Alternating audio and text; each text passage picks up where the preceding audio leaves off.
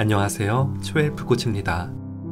토마토는 미국 타임지가 선정한 건강에 좋은 10대 식품 중에서도 첫 번째로 꼽혔습니다. 토마토가 건강식품으로 주목받는 가장 큰 이유는 따사로운 햇살을 듬뿍 받고 자란 토마토에는 라이코펜 성분이 있기 때문입니다. 라이코펜은 체내 활성산소를 억제하여 노화 방지와 심혈관 질환, 각종 암 등을 예방하며 특히 항암 효과가 뛰어납니다. 하지만 토마토는 먹는 방식에 따라 영양 흡수가 달라지게 됩니다. 오늘 전해드릴 이야기는 토마토의 효능을 높이는 방법입니다. 첫 번째는 토마토 익혀먹기입니다. 2002년 농업식품화학 학회지에 게재된 열이 음식에 미치는 영향을 연구한 결과에서 특정 야채를 익히면 영양분이 분해되어 쉽게 흡수될 수 있음을 밝혔습니다.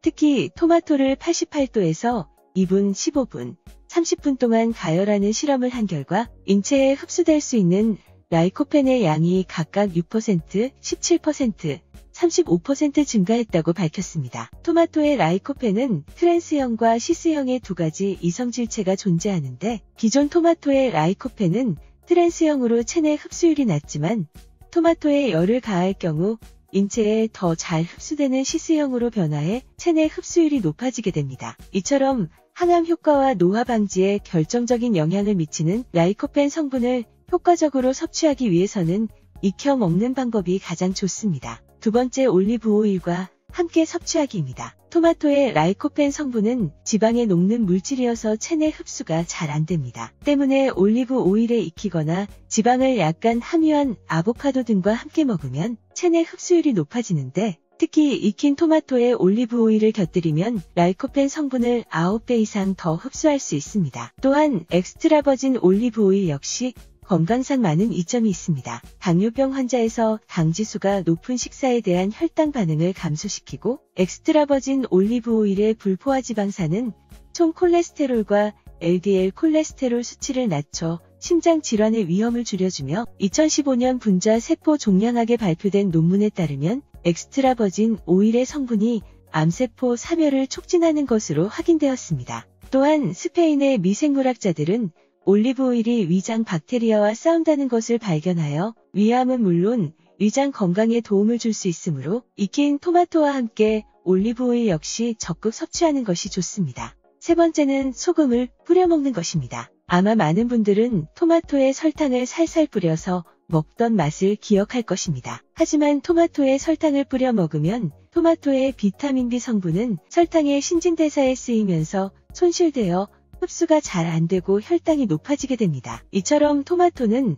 설탕보다는 소금을 뿌려 먹는 것이 건강상 많은 이점이 있는데 토마토의 비타민C는 공기 중 산소를 만나면 산화돼 없어지게 되지만 토마토를 자른 단면에 죽염이나 구운 천일염을 2분의 1 티스푼 정도를 뿌리면 토마토 겉에 얇은 막을 씌어 공기를 차단해 비타민C 산화가 억제되고 무엇보다 토마토에 들어있는 칼륨은 몸의 근력과 신경기능, 심장에 중요한 역할을 하고 특히 몸속 나트륨의 배출 효과로 체내의 수분량과 산알칼리의 균형을 조절하고 뇌의 기능을 활성화하는 데 쓰이는데 만약 인체 내 칼륨이 부족하면 근육경련, 만성피로, 어지럼증 혹은 혈압의 증가로 이어지게 됩니다. 하지만 이런 칼륨의 기능은 몸속 칼륨과 나트륨의 양이 균형을 이뤄야 원활해지며 토마토만 섭취할 경우에는 몸속 칼륨 농도만 일시적으로 높아지게 됩니다. 때문에 토마토에 소금을 뿌리면 칼륨과 나트륨의 균형이 맞춰져 세포의 에너지 대사가 원활해지고 토마토에 뿌리는 정도의 소금의 양은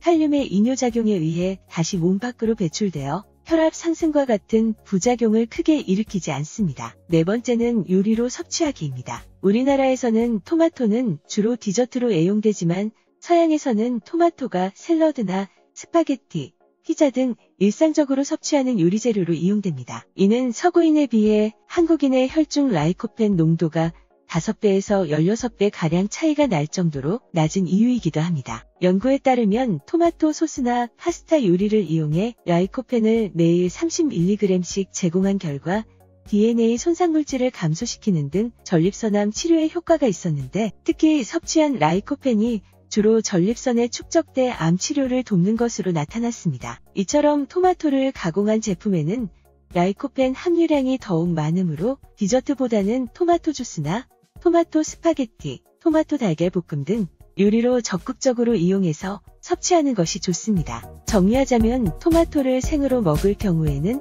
설탕보다는 소금을, 토마토의 라이코펜 성분의 체내 흡수율을 높이기 위해서는 익혀서 먹거나 익힌 토마토를 올리브 오일과 함께 섭취하면 더욱 체내 흡수율을 높일 수 있으며 디저트보다는 요리로 자주 섭취한다면 속도겉도 더 젊어진 생활을 할 수 있을 것입니다. 오늘도 함께 해주셔서 감사합니다. 건강의 차이가 곧 인생의 차이다. 시청해주셔서 감사합니다. 행복한 하루 되시길 바랍니다.